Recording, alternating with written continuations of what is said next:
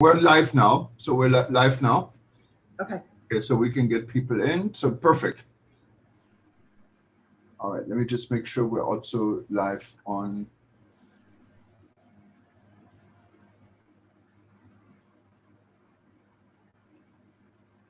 Yeah, so we can let people in. Sorry for that. That took me.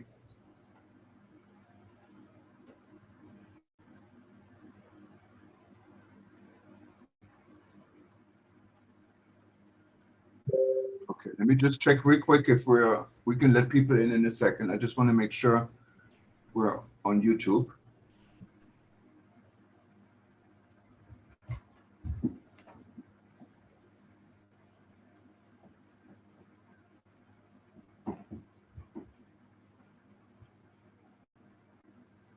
Yeah, okay, perfect.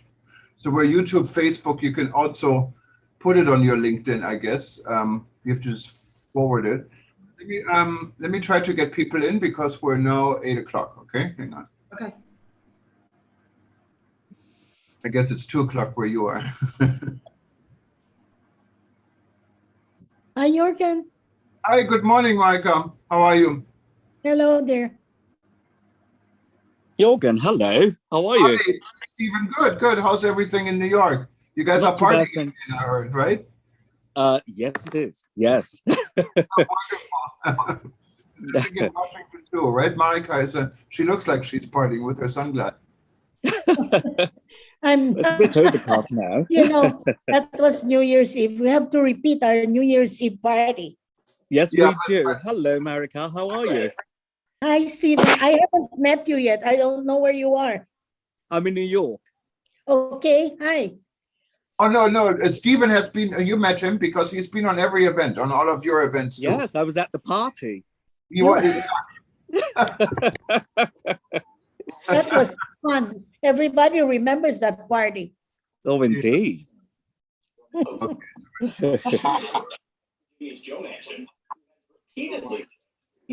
Okay, so perfect. Yeah, I think we're going to have a nice crowd here. So we're now on live stream. So everyone who's watching us on eTurboNews, YouTube, and so forth, if you wanted to be part of this event, you can still do this. Simply go to worldtourismevents.com. You see the honeymoon and destination with Nancy. Just click on this and you can sign up and actually become part of the audience putting together. You finished all the dirt? Huh? He took all the dirt. He never stopped. This guy's good.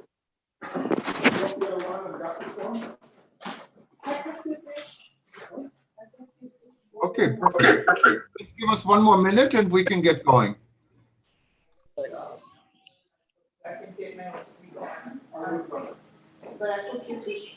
Okay, sweet.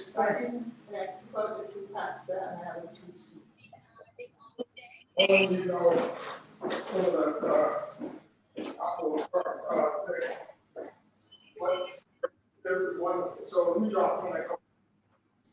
You want the apple tart? Okay.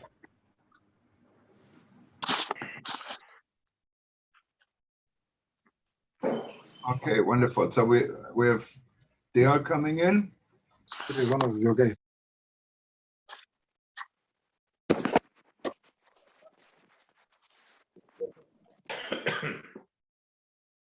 Okay, wonderful. So like we're going to start in about 30 seconds.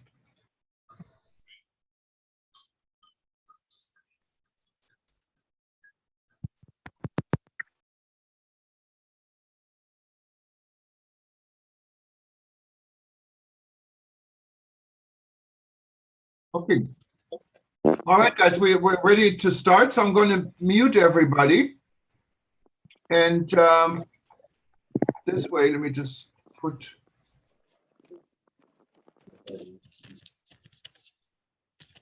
Okay, mute everybody and we can get going.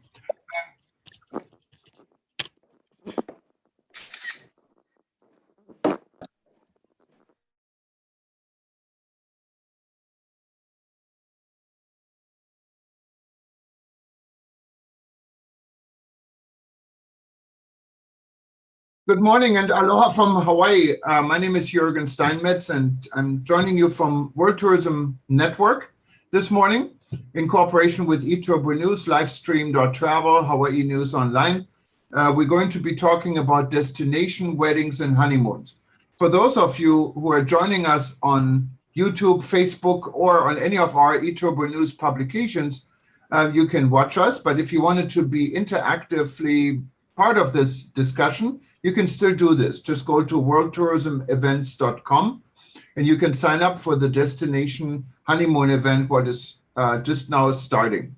I wanted to first of all welcome all of you. I see we have a truly global audience again, so that's very, very good. And for those that are not familiar with World Tourism Network, World Tourism Network has been around since March of last year, and we started the rebuilding.travel discussion in the world, and then converted the rebuilding.travel discussion into an organization in December, what is World Tourism Network. We're now way over 1,300 members. With observers, we have about 1,800 people in our network, and they're from 127 countries. So we're truly global. And those that haven't joined us, you can do this actually free till the end of the year with an invitation, and you are invited. So if you are not a member, just go and become a member, and you can put under invitation code ETN free. That's an invitation from eTurboNews. Just put in ETN free, and you can join us till the end of this year. The core of our organization are really interest groups, and we have formed a number of interest groups with subjects that are close to everyone in regards to reopening their industry in COVID, or having a discussion for other subjects out of COVID within this interest group. And one of our very active interest group is wedding destination, wedding and honeymoon. And this is led by Nancy Barclay. Nancy will introduce herself. She is based on the East Coast, so 6 time hours away from where I'm in Hawaii. And Nancy has been working hard bringing this community together. I think we can also watch her on her own LinkedIn. And Nancy, good morning, good afternoon, welcome. Good afternoon. I'm always jealous when I talk to you because you're in Hawaii. It is so wonderful to see everybody.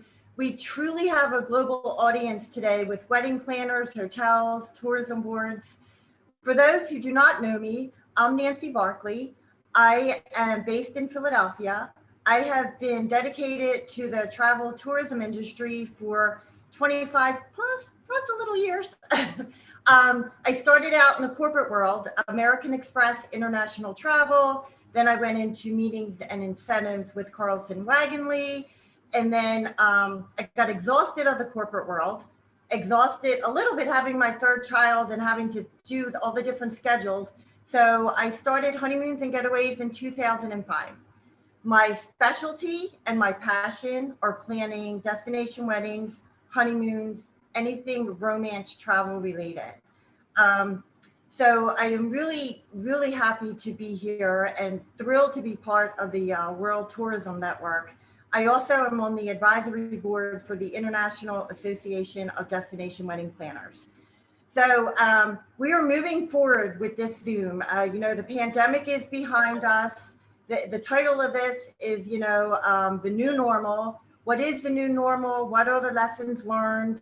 I know my lessons learned, but I really want this to be an interactive session, and I would love for everyone to introduce themselves, tell us about yourself, where you are, what are weddings like where you are now? What are honeymoons like where you are now?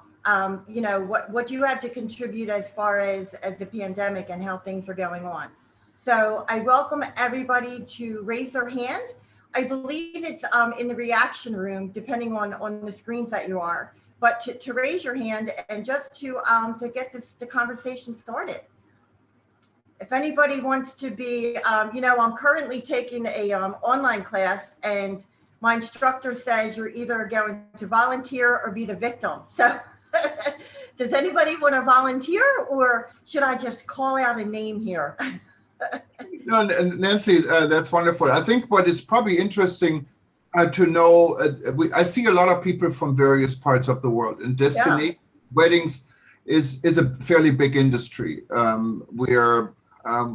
Maybe the first thing what we would maybe like to explore, how's the situation in various parts of the world? I mean, I can tell you here in Hawaii, it looks like tourism is wide open. Other destinations may be different, but destination weddings are happening wherever tourism is open. And as Nancy said, just raise your hand, and we'd be happy to give you the microphone. Maybe if it's okay, I'm just going to throw a few things out here. Maybe just put Marika on the spot, because Marika is leading our interest for tour guides. And Marika, how's the situation in Washington?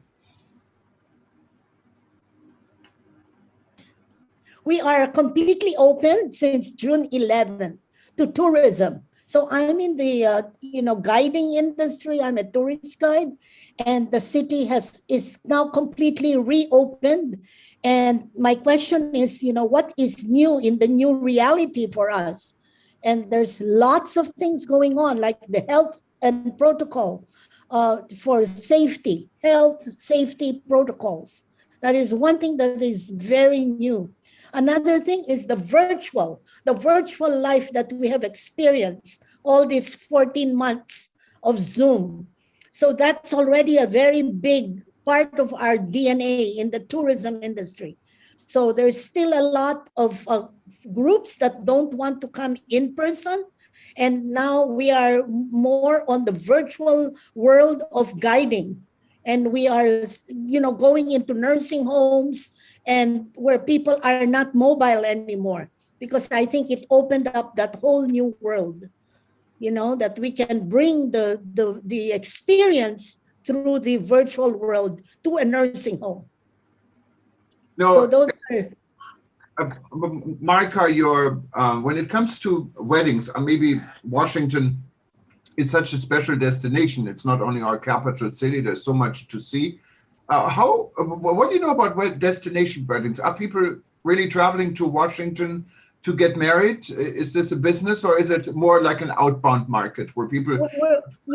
We're not ready yet for the international arrivals. Maybe the domestic is I don't mean international or domestic, but I mean if people really, no matter where they come from, are coming to Washington to get married, is that a destination where people like to travel to get married, for example?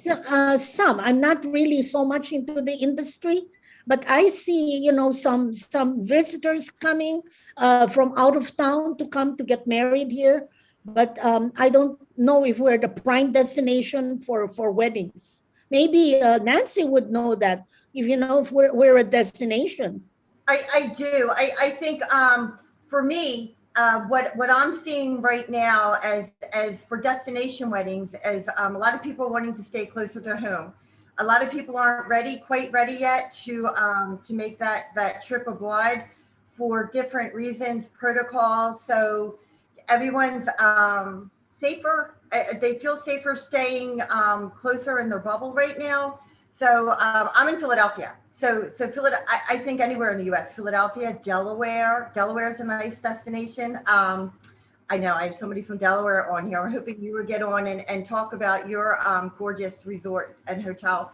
But, California, anywhere in the U.S. right now, I see people staying right now just into there are some weddings going on in the Caribbean and in Mexico. But for me personally, right now, the requests I'm getting for international are longer out or more towards 2022. Yeah. Now, I see we have a lot of participation also from other parts of the world in the U.S. and outside U.S. I see our friend from Ghana attending, for example. How's this? How do you see the future and the current situation of destination wedding in where you are? Anyone wanted to say or participate? Please raise your hand. Well, don't be shy here now. But otherwise, I'm going to maybe let's go to a participant who always has been with us and is also head of our educational group. I call her Professor Snow White, Snisana. She's in Serbia. How do you see not Serbia or the Balkan region in regards to destination weddings? Good morning, first of all, Snežana. Good evening. Good evening from Serbia.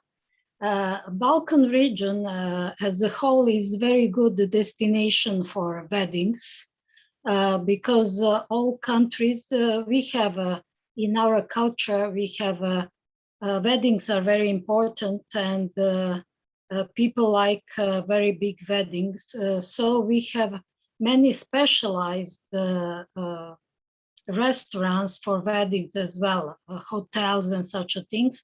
But nowadays, more and more people have weddings in outside, in the rural areas. Serbia is open for the tourists, for foreign tourists and for domestic tourists. But of course, more of the tourists are domestics, and it is open now for weddings because until 3 months ago, we could have weddings only with 10 people. After that, with 50 people, and now we can have weddings with 500 people altogether in indoor. So weddings are very, very important here, and because of that, I can tell you that many hotels, many restaurants are having special halls for weddings. And it's a great market here. Also, Serbian people, as I said before, they like to travel a lot and they like to have weddings outside Serbia. So they like to travel, for example, to have weddings in Greece, on Cyprus, in Spain.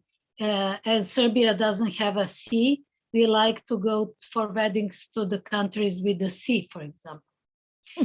All other countries on the Balkans, Montenegro, for example, Croatia, they have a very good accommodation for the weddings. And they have sea, Adriatic Sea, so they are very well known for the weddings. Northern Macedonia, Bosnia and Herzegovina, they have weddings in the rural areas and the big cities as well. So this is how can I present you a market for the weddings.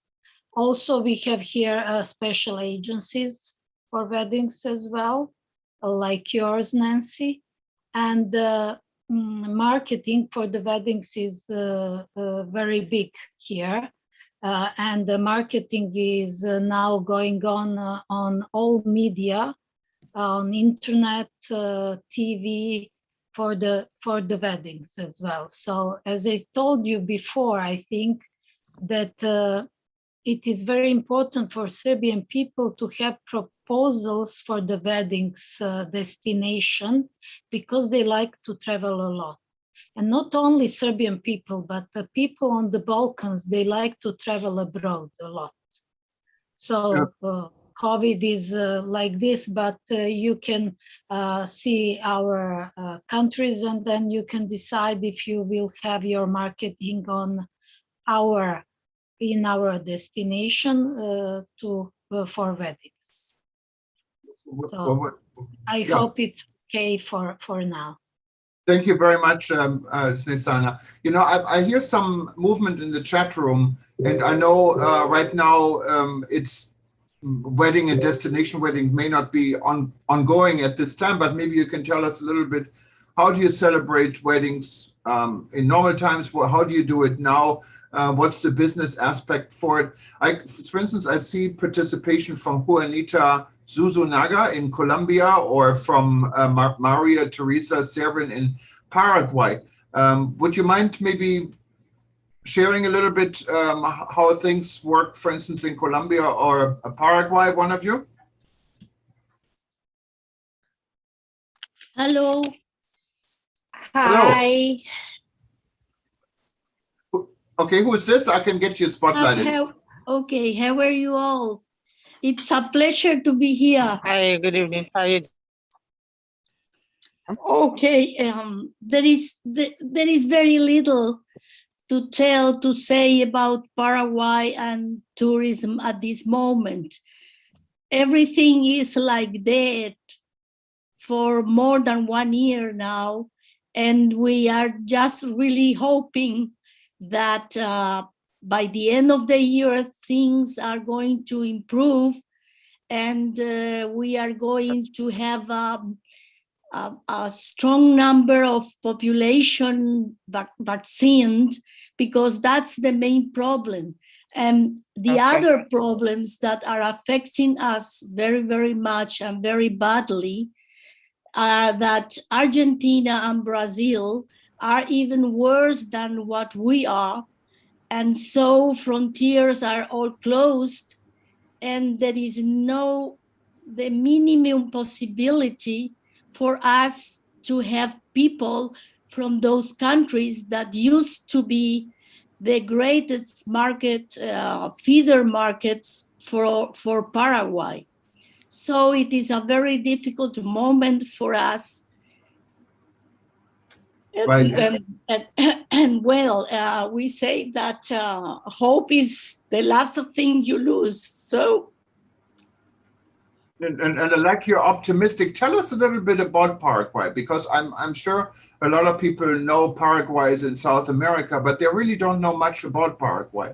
Well, you tell us where is Paraguay located?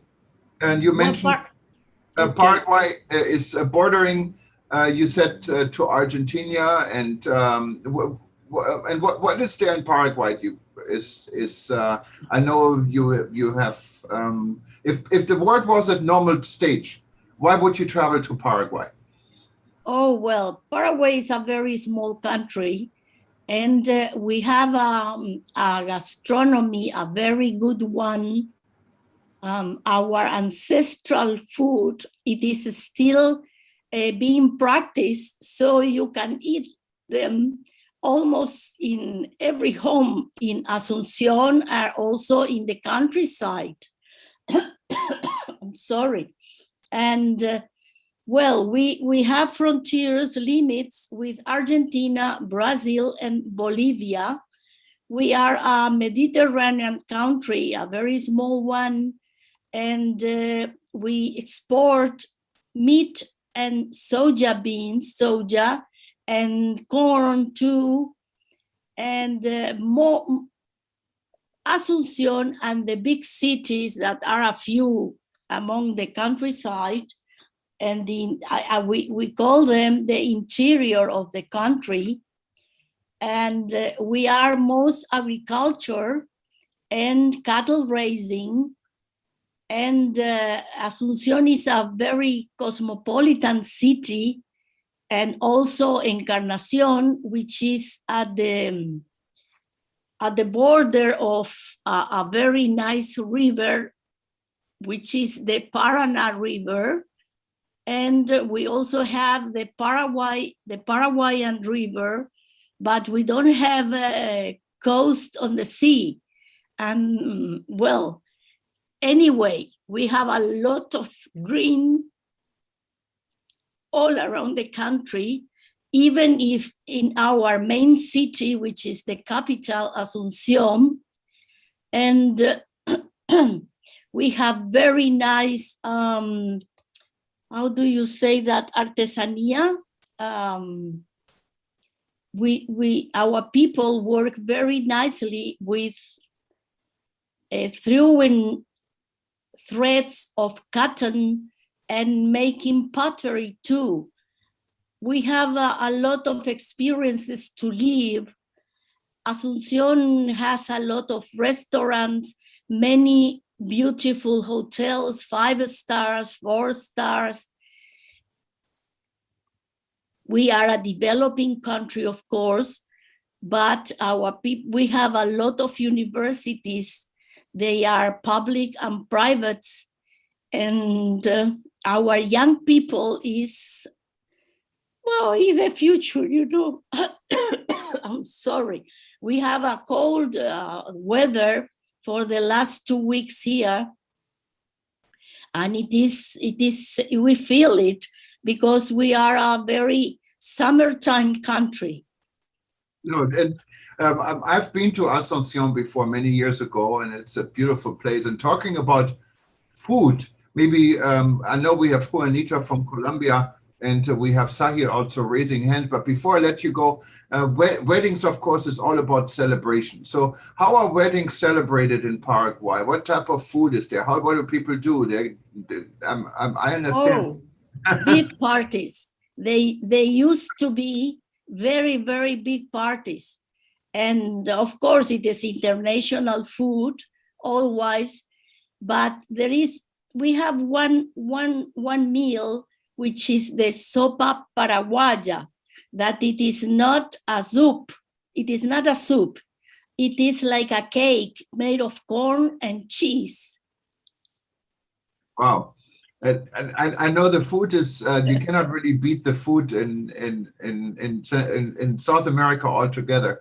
And so, Yes, so yes, people, when you, a wedding, is it like how long is a wedding celebration? Is it all night, all day, or what? Well, it can start at about before in summertime. We started them at night, perhaps at 8 at the church, if you are a Catholic one, and afterwards is the party. And the party, it lasts until 5 or 6 in the morning.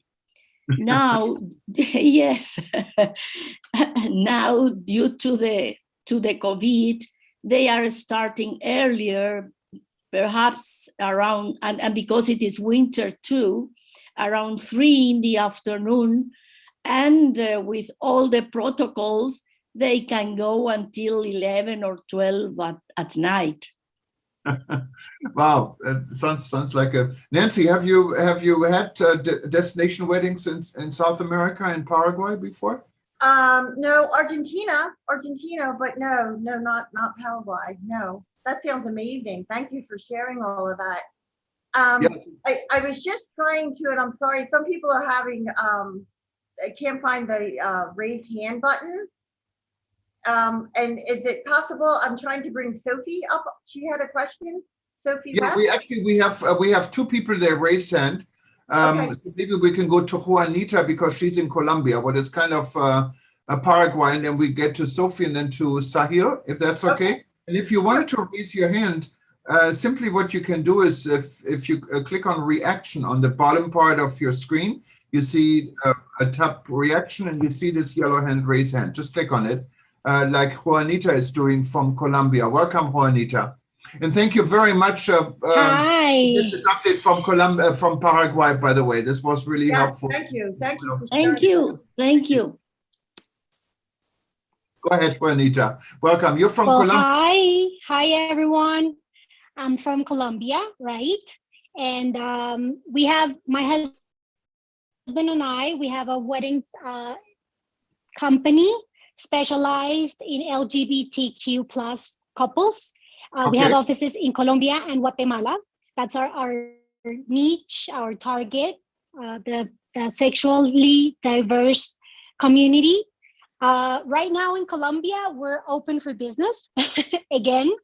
COVID and everything was, as for everyone, I'm sure, challenging, but something that really represents our people is that we have the spirit to raise again, more happy and with more stronger possibilities, and we're selling Colombia again.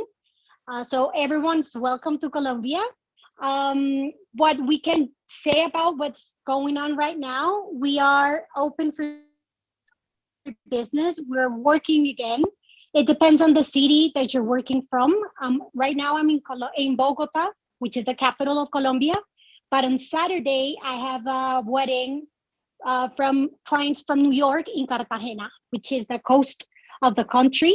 And regulations and protocols and everything like biosecurity, I don't know the exact word. It will depend on the city, the venue, and how much people is involved in the wedding.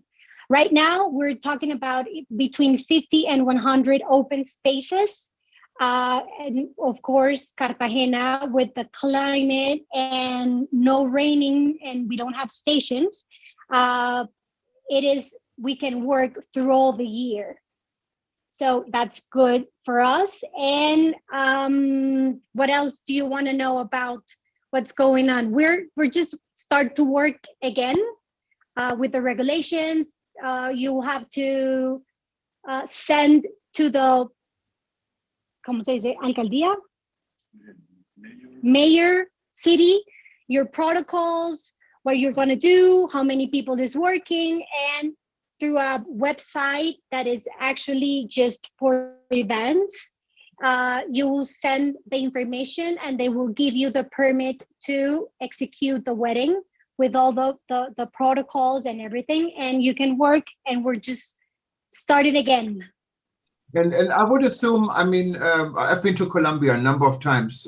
Great place to go. I attended both UNWTO General Assembly and the other UNWTO event, and I've been to Bogota. I can tell you who haven't been to Colombia, you should definitely check it out. My nephew actually taught English, even though he's from Germany, in a remote Indian village in Colombia, and he has an experience he never forget. And I know Colombia is also very proactive in LGBT outreach. And this is going on for quite some time. What I find amazing, because also Colombia is a very Catholic country, like Mexico, and LGBT is widely accepted and it's promoted. And it's fantastic that you're catering to this important market, because it is an important market also when it comes to people able to spend money. I mean, most of us here are in business, in the travel business. And maybe you can tell us a little bit. I mean, you said you had an upcoming wedding coming up from a couple from New York.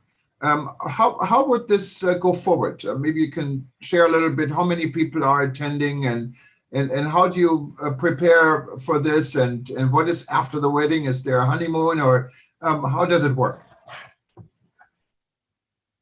Well, with Destinations Weddings in Colombia, we actually plan at least 3 days of activities: the day before, the day of the wedding, and then the after wedding, which is like a beach or boat or some activity outside just to chill and have fun. For example, for the next wedding that we have, there's 70 people invited, all from, well, perhaps 80% from the States, and the other 20 might be from Colombia, but different cities around Colombia. What we are doing right now as a country is targeting those places that have been very proactive with the vaccination. So the States, for example, is one of the countries that we're like watching and promoting our country to get people with this. What you have to do is just have a PCR or a COVID test negative to enter the country. And when you go outside, it depends on what you will need. We don't have the quarantine right now for the people that are coming to the country. And what I want you, well, what you said about Colombia and the LGBT community, yes, we are from 2017 that we won the destination, the Emerge destination in the World Tourism Organization event. And last year during the pandemic, we won again as the Emerge destination for LGBT community. So our government is very upfront by selling and preparing our country and our vendors through certifications with friendly business establishment and providers. And we actually have a academy, which is the Proudly Academy, where we teach our value chain or the providers that are involved in a wedding, how to serve this community in the right way. So we're teaching, we are working, and we're preparing as a country to get those LGBTQ plus clients to come to Colombia, visit and celebrate. No, that's wonderful. I hope you're one of our members. I'm not sure, but if you aren't, just join us because we have two groups you wanted to belong to besides. Can you hear me? Sorry. Yes, yeah, I can hear you fine. Can you hear me? I think Yes, I do. Okay. No, what I was saying, I hope you're one of our members, and if you're not, just please join us. And there are two groups you might want to, interest group you wanted to be added. One is, of course, the destination wedding group with Nancy. And then we also started an equality group, what includes outreach to the LGBT community. I think we lost you, but I wanted to say thank you and maybe give it back to Nancy because you wanted to introduce, I believe, Sharon, who wanted to say something. I'm wondering, just Nancy, yes. since we talked about LGBT wedding, is this something what you're doing, or how important is this market for you? I'm sorry, you cut off. Did you want me to? No, I said you wanted to introduce Sharon, but maybe before that, since we've been talking about LGBT weddings, what is an important part of the wedding industry, just wanted to get your feedback on this, how important this is within your own business and with your outreach.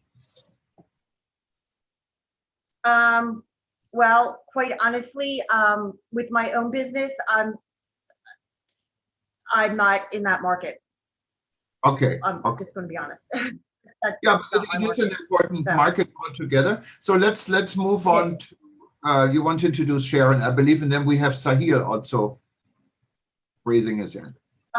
No, actually, I wanted to see if I could bring Sophie up because she had commented in the box she couldn't raise her hand. Yeah, so, let's bring Sophia West, and then we're going to go to Sharon and Sahil. Okay, go ahead. Hi, everyone. I'm Sophie. I am representing the Palm Beaches here in Southeast Florida. And I just recently entered as the lead for the market, or the wedding market for this destination. And I'll keep it short, but I really wanted to ask you, Nancy, and anyone on the call here, whether it be from a planner side or a hotel side, what a destination marketing organization or the destination itself, what can they do in this time to better help you capture weddings and to kind of rebuild that market? What are just some things that maybe that you've seen or that you think could be helpful in that aspect? Yeah, thank you for that question because for me as a destination wedding planner, what I've learned through all of this is really who your partners are and who you can rely on and who's going to be there for you. So, so when I had weddings going, it was invaluable for me to have the connection.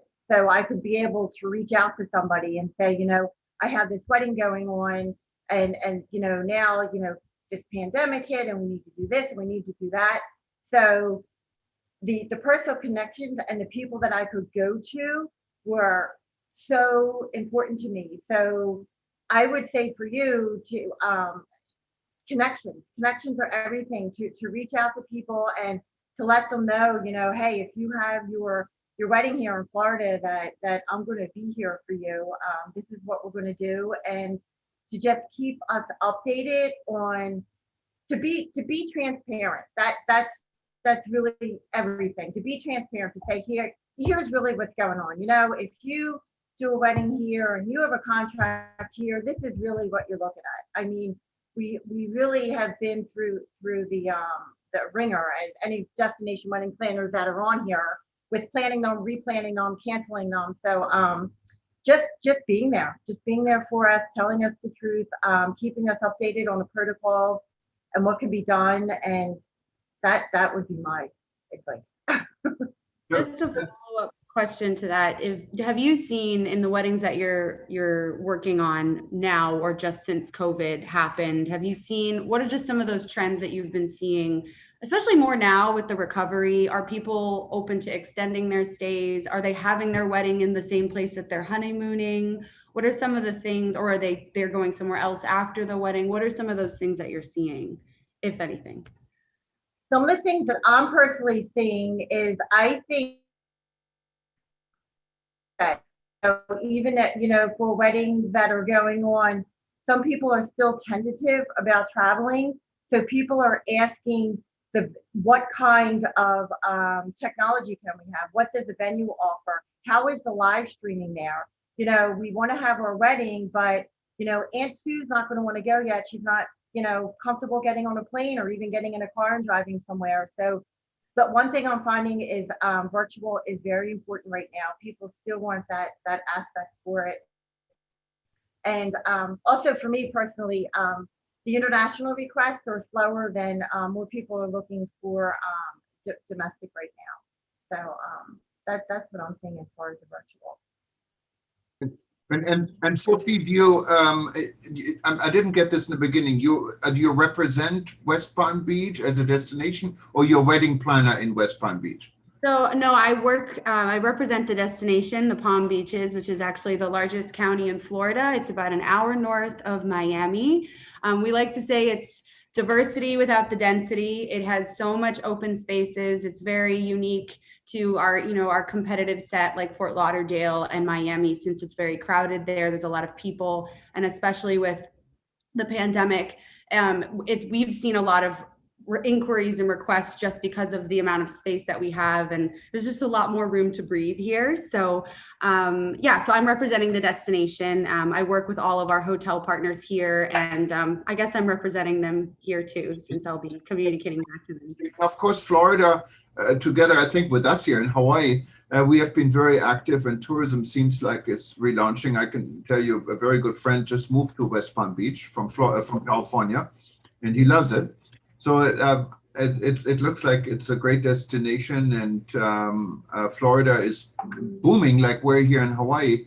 What I think is good news, but we also have to, I guess, keep our guards up and make sure we're doing everything right. We learn from the past and look at the future. And thank you so much for attending. Let's go to Sahil. No, I think, I don't know who was first now, Sahil, or I think Sharon. Sharon was first. Sharon, give us, tell us who you are, where you're calling from, and you raised your hand. And thank you, Sophie, again. Hi, good afternoon, good morning, good evening, wherever you are in the world. I'm Sharon Campbell-Little, and today I represent my company, which is Wedding Optimizer, which is a wedding booking software provided to hotels, destinations, venues, and wedding planners. I want to follow up actually on what Sophie was asking about, how destinations, resorts, hotels, and venues can help us in rebuilding destination weddings. I personally have arranged more than 5,000 destination weddings in the last 10 years. Wow. And, I hope to continue to grow that in the future years, as I'm sure many of you do. And one of the things that I feel in travel is that technology is absolutely developing every single day, and the technology is getting better and better. However, when it comes to weddings in destination, we haven't seen so much growth in technology, and that's one of the challenges that we face when dealing with destinations across the world, or even domestically within our own country. And so I'm interested to learn, what is everybody using for their destination weddings, for their couples, or with their supplier partners, destinations, venues? What are you using to stay in front of your clients and also to keep up with them? Because we all know that couples are doing 90% of their research and planning from a smartphone these days. And if you're not mobile savvy, or you're not using mobile for your business, how do you plan to keep up with those couples? And also, I don't know if you guys know this, but the peak planning hours for wedding couples is between the hours of 10 p.m. and 2 a.m. every day, when your offices are closed and we're all tucked up in bed. So what are you doing to try and capture that business and stay up with technology? I'm Sharon, I'm from Wedding Optimizer, and I'd love to hear your views. Well, where are you located, Sharon? Are you in the US or?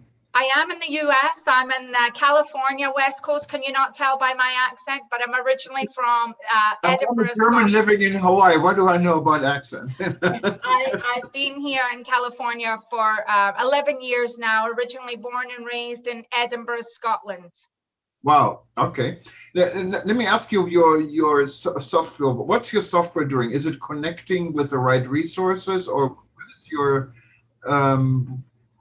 app facilitating between 10 in the evening and 2 in the morning? So yeah, I mean, our technology it's almost the best way I can describe it to you is it's a booking engine as if you were going to book a room, but it's for weddings. It's for hotels, it's for wedding planners and their services. So basically couples can find you 24/7. They can see what services you offer, your locations that you offer. They can book a full-on wedding package. They can upload legal documents. You know, from the front end, that's from a consumer's perspective. From the back end, as business owners, we use the exact same software and system. We can communicate 24/7, and there's no more waiting 5 to 7 days to see if this date and time is available with my venue.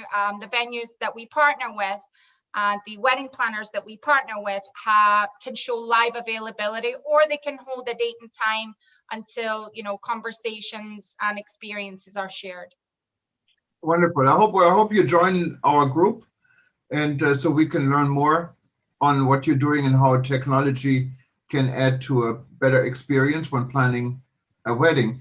We have Sahil, and Sahil, from what I understand, is joining us from India. And of course, I can tell you, Indian weddings are probably one of the most lucrative. It's one of the most lucrative business. I can tell you here in Hawaii, a hotel GM told me before the COVID a few years ago, yeah, we're doing a number of Indian weddings, but please don't tell anyone because we make so much money on it. But Indian really spent, I've been to an Indian wedding in Delhi, Sahir, and my friend is just a regular travel agent. And I thought, oh my God, he must have won the lottery. But tell us a little bit more about you and what you guys do in India. Yeah, first I would like to introduce myself. I'm Sahil. I'm based in New Delhi, India, and I am from Focus Events and Entertainment. This is my firm, and we guys are into wedding planning as well as corporate events. And right now in India, the scenario is we are not having that type of weddings as you just mentioned. Like we do have that, and wedding is like a festival here. Like it's for like 3 to 4 days, an ongoing festival. People don't sleep. People don't. They just have. Yeah, sorry. They have their meals. They don't sleep. Like they just enjoy. And about destination weddings, I haven't done any of the weddings internationally, but I have done a couple of weddings in likewise in Udaipur. You must have heard about the area that have a big palaces and a good, 5-star, 7-star properties. And there are like plenty of areas where people love to gather. We have the sea area in Goa, Pondicherry, Kerala, and mountains in the north. And this is all about wedding. Right now, in India, we are only like taking 20 members from each groom and bride side. And so it's the business over here is not very well. And it's like hard to survive right now for a wedding planner or something like that. And we are looking forward for a good destination wedding also. Like we have many of the things over here, like people come and enjoy the culture, the food, and this is all about the Indian wedding. And I'm just very glad to be the part of your like meeting. It's already 11:30 a.m. over here, and I was just waiting for the meeting, and it was really good. And I would love to work with you guys if any of the project comes like in India, and I'm always there for something whatever happens. Yeah, and then please join us. If you haven't already, you can join this interest group. And of course, once you're a member of WTN, what is free right now, just use the code ETN free when you sign up, and it's free till the end of the year. So, and I agree with you, Indian is not only a great inbound market for wedding, it's a great outbound market for wedding. I think it's the inbound and outbound market wedding destination. And of course, COVID is definitely a challenge in India. And but things are due to become better. There is I think, a silver lining at the end of the tunnel. How do you see this, Nancy? How Indian weddings? What do you? I love Indian weddings. You know, you have to when you do destination weddings, you really need to specialize it in certain things. And if you are going to do an Indian wedding, you really need to know what you're doing, especially to understand the culture, which is beautiful. I arranged a very large destination Indian wedding in Costa Rica. And what I learned is if you're invited to an Indian wedding, you attend, no matter where you are or where you're located, because people flew in from around the world, and it is a 3-day party. But it's also it is a party, but it's a beautiful party, and I love everything about it. You know, with as far as everything, the ceremonies and the paintings and the you really just need to really understand the culture, and also have a lot of people on hand. Why I did have a very large wedding in Costa Rica, I also hired a local wedding planner to help me just to make sure everything went smoothly. But I just love Indian weddings, and I know things are not too great there right now. I have a lot of friends in India, so I truly hope things get better for you as far as the pandemic. And it's nice to see your face and join World Tourism Network, and then we can keep seeing each other, because the networking is invaluable. Sure, that would be a pleasure, like, working with you guys. And if you require anything over here, I'm always there for you. Like I wanted to add a bit in your, like you said, it's a 3 days party over here. Like yeah, it's a party, but we moreover like celebrate is as a festival. We Yeah. have like each and everything, like from morning to evening till night, and like it's keep on going until and unless a couple goes on a honeymoon. Like it keeps on going. And Yeah, it's wonderful, and the food is fantastic in India. So we have variety from north, east, west, south. We have varieties. Like it's more than around like more than hundred and thousands of dishes. Each and every states like we have. Okay, well, thank you so much, Sahib, for being part of our group today. And I hope you join us. You stay active, and we can hear more. Maybe we can have a session on India and Indian weddings soon. I think our members and our audience also would enjoy this. There is Elaine. Elaine has been patiently waiting. Tell us where you're from, Elaine. You've been raising your hand. Oh, good afternoon. My name is Elaine Lease, and I'm the new business development manager at the historic Hotel DuPont in Wilmington, Delaware.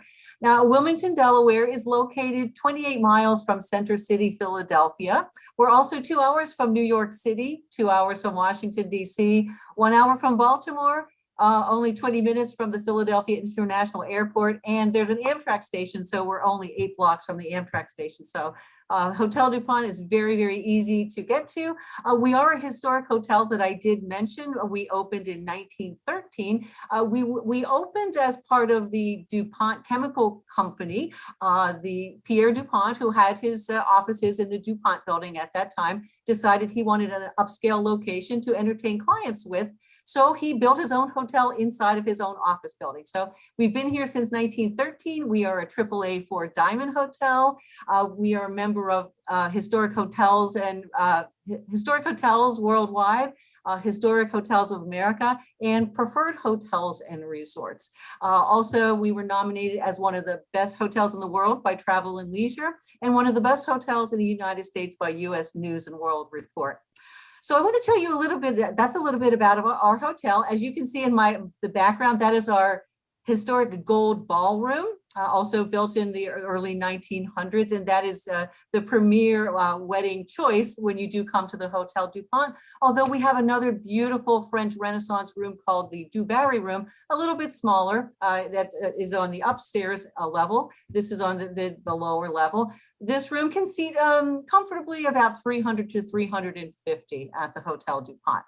Now, in Delaware, we are so happy to announce that on July 13th, the governor is lifting the state of emergency. So things are getting better in regards to the pandemic. Now, throughout the pandemic, the Hotel DuPont, we had a lot of weddings that were canceled, of course, weddings that were postponed, but we were able to host a lot of smaller weddings too. But now with the restrictions being lifted, we are back up to 100% occupancy. So wow. Again, comfortably 300 to 350, depending what else you have in the room. Also wanted to mention about Wilmington, Delaware. It's always been overshadowed because it's a nice city, but it's a little smaller city close to Philadelphia, which is a lot larger. But what we're seeing now is that our current president of the United States, President Joseph Biden, lives in Wilmington when he's not in Washington, D.C. So President Biden has been talking a lot about Wilmington and talking about his favorite places to go. And one of his favorite places to go is the Hotel DuPont. So we're really excited to see that great spotlight being shined on Wilmington at this time. So you might have a presidential wedding. It's a possibility.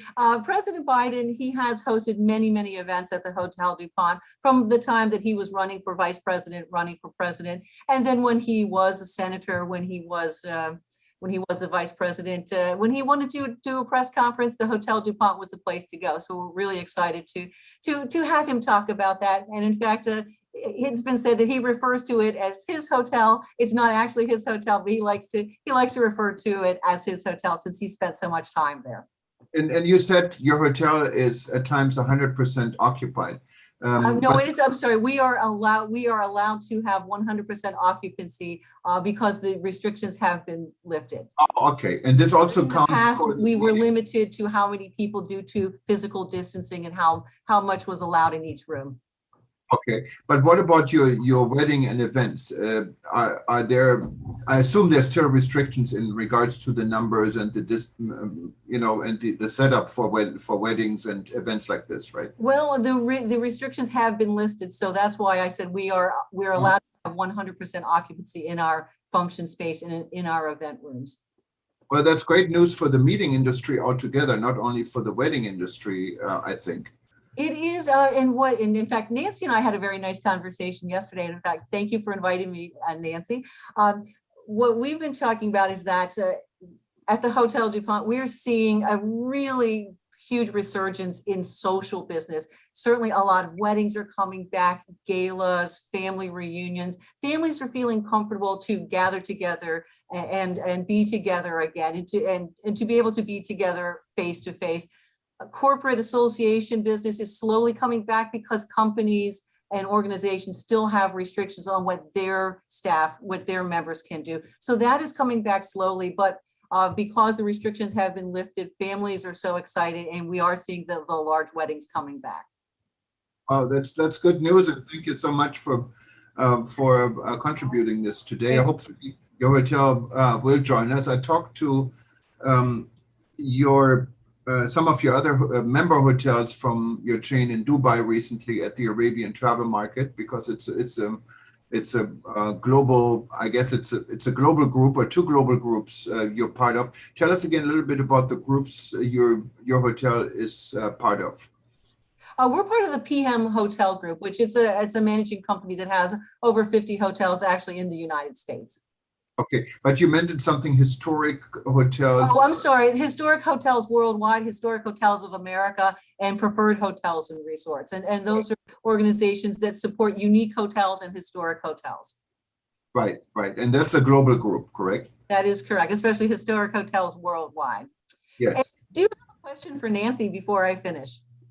Go ahead.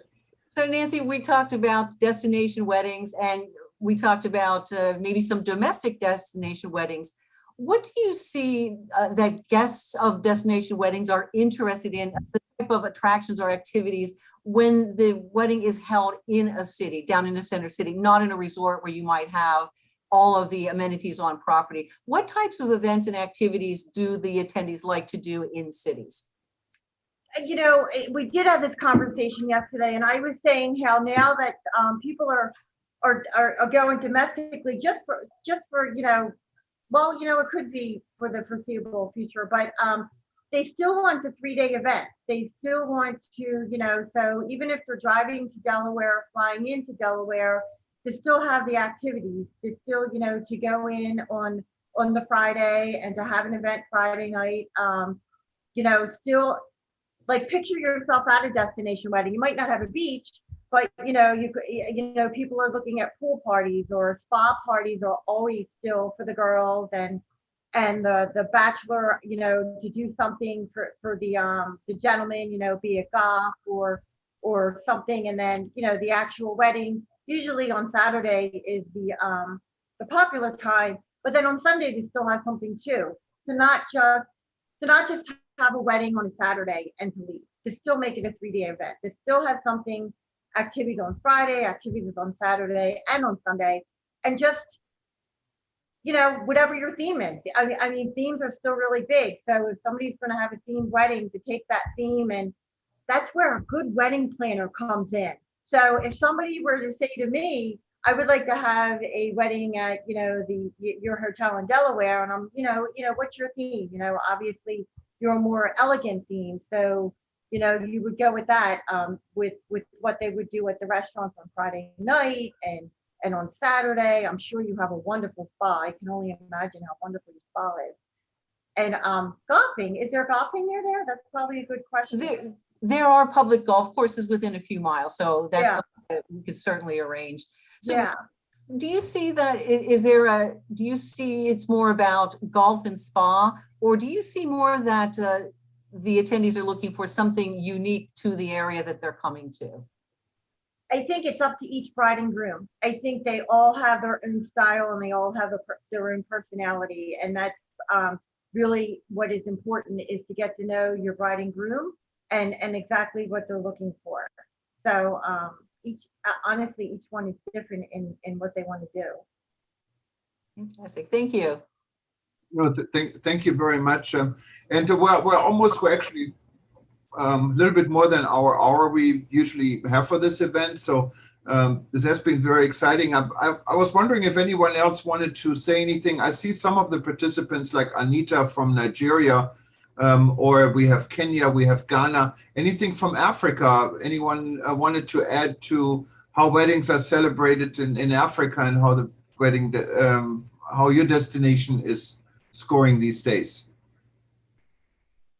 Is somebody on from Nigeria? I would love to hear about Nigeria weddings. I heard that they are. Anita Okuri from, because you contributed to the chat group. Anita, you want to say something?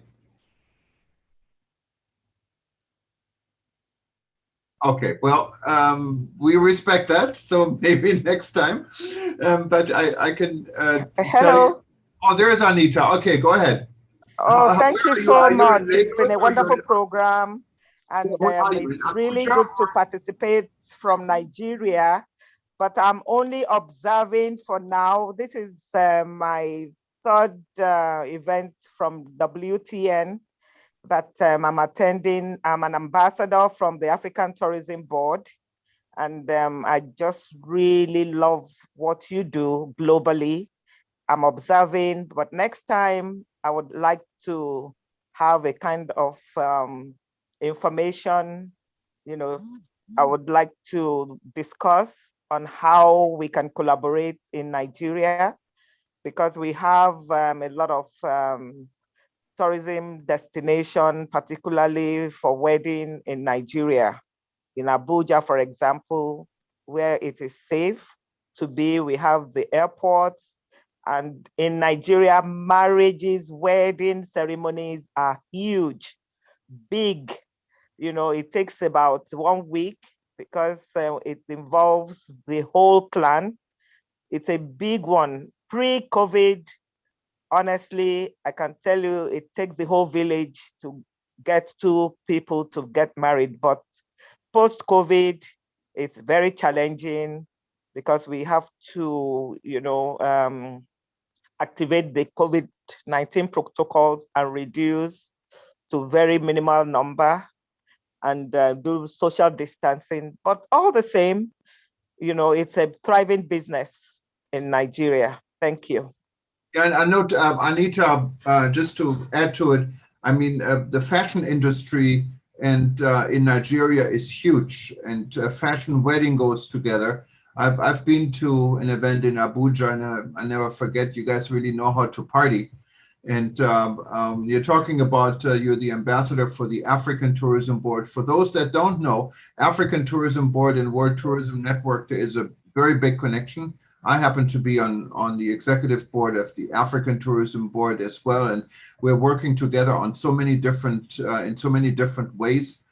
And anyone who is a member of the African Tourism Board is also a member of the World Tourism Network. So we work together in many different aspects. And Anita, thank you so much for being part of it. I know it's evening where you are, and we love to hear more from Nigeria, and specifically how you guys do your weddings and your celebration. Thank you.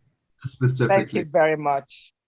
No, I don't see anyone else raising hands, so I wanted to give the microphone back to Nancy to see if there's any final thoughts, or if you wanted to bring anyone else in, and if not, we can probably move on. Go ahead, Nancy. Thank you so much. No, I just wanted to thank everybody for coming on. This really was truly a global event. Weddings are here to stay. People are going to continue to getting married. There are, changes in all different directions. For me, I'm going to bring it back to Elaine, the question you had asked, like, what are you seeing? I just have to say that's where a wedding planner comes in, because each couple is different and each has their own style and their vision. I always tell the couples to stay true to the style and vision. I'm seeing a lot more of personalization and customization, and also virtual still being a component of it.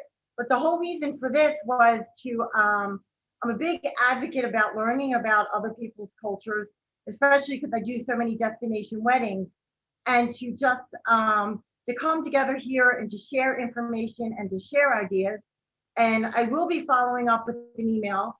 So if anybody has any other further questions, or maybe you were too shy to come on and ask a question, or I see things that are on the side of the chat and I'm not ignoring it, but I don't want to answer questions on the chat because I'm looking and trying to stay focused.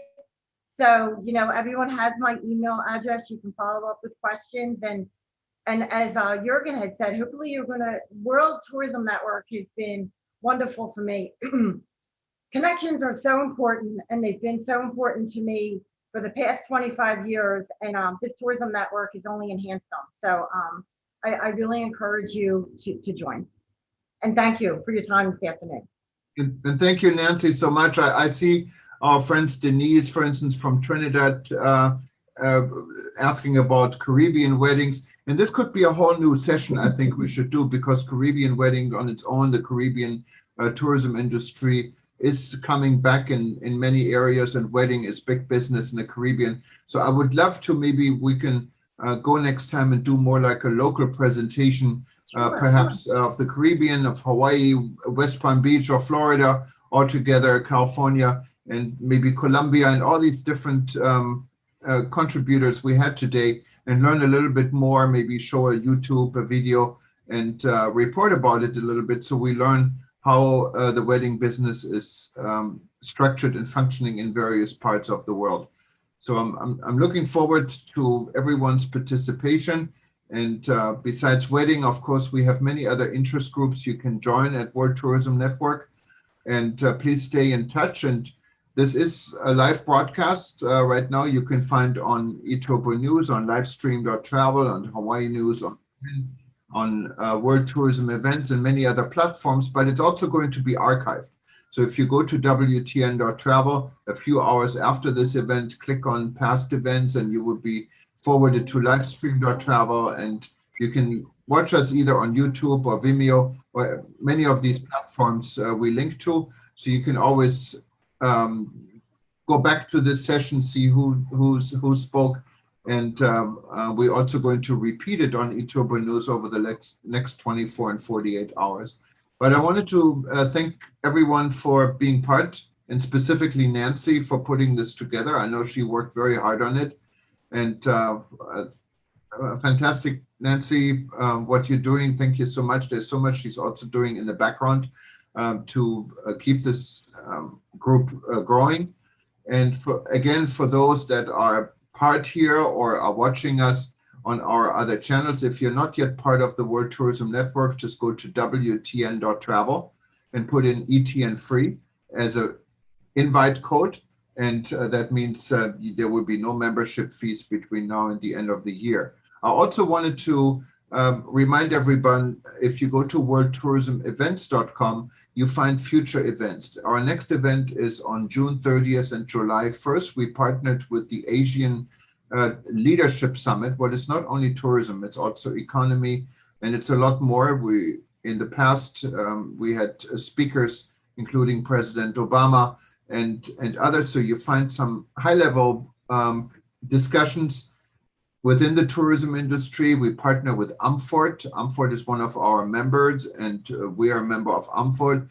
They're putting the tourism session together, and you will find people like the advisor of the Minister of Tourism from Saudi Arabia, who was the CEO of the World Travel and Tourism Council, Gloria, speaking. But you also find WTTC. You find Madam Do from Korea, and it's actually hosted by the government of Korea. So we're looking forward. We're going to live stream this on June 30th and July 1st, and then also archive this. This is going to be our next event. You can sign up. This is a little bit different, the upcoming Asian Leadership Forum. Actually, it cost a little bit more than $1,000 to participate, but we give it away for free for WTN members. But in order to get a free access code, you need to register, and it's on worldtourismevents.com. Just register, and we would actually email you a free access code, what allows to attend this event without spending, I think it's $1,080 if you convert it from Korean currency. But it's free for WTN members. It's also free for African Tourism Board members. Again, I can say from Hawaii, aloha, and hope you guys stay healthy. And we talk to you again very soon. And again, very special thank you for Nancy, to Nancy for putting all of this together. Thank you. Thank you for everyone for joining. Thank you. Okay, bye-bye. Bye-bye. Thank you all. Bye-bye. Bye-bye.